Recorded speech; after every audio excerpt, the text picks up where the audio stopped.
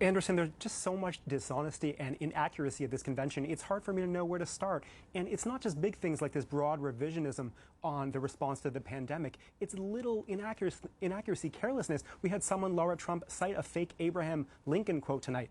A number of tonight's false claims came from the vice president, Mike Pence. He repeated one of Trump's own favorite lies. He said that because of them, we now have veterans' choice. As I've said over and over, Obama signed that choice law in 2014. Trump signed a 2018 law that modified and expanded the choice program, but did not create it. Pence boasted twice that Trump had, quote, suspended all travel from China. He didn't. He imposed a partial travel restriction that contained multiple exemptions.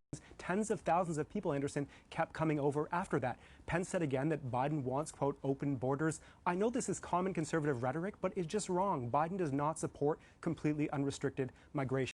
Now, Pence and others describe Trump's coronavirus response as a smashing success, and most experts we know say that's not at all true. But I think it's also notable how speakers like Laura Trump pretend that the pandemic did not happen at all. She said that 4.3 million new jobs have been created for women. Well, it was a gain of about 4 million since January 2017 as of March, but then we had a crash, and as of July, women have lost a net over 3 million jobs during Trump's presidency. We also heard more wildly inaccurate attempts to smear Democrats as extremists. We had Burgess Owens, a Utah congressional candidate, said that popular members of Congress promote the same socialism my father fought against in World War II.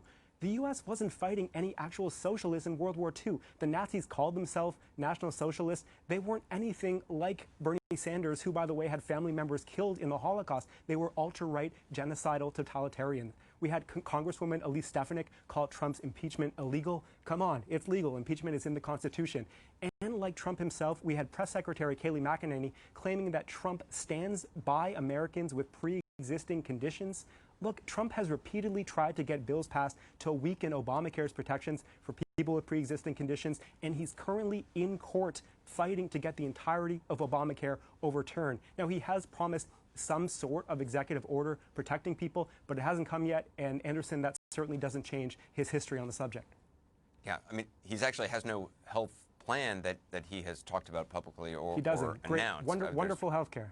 Yeah, there's been a lot of promises, and there's been, movement by people in Congress and Republicans working on it behind the scenes, but we have yet to see anything from this president. And again, he's almost done with his first term.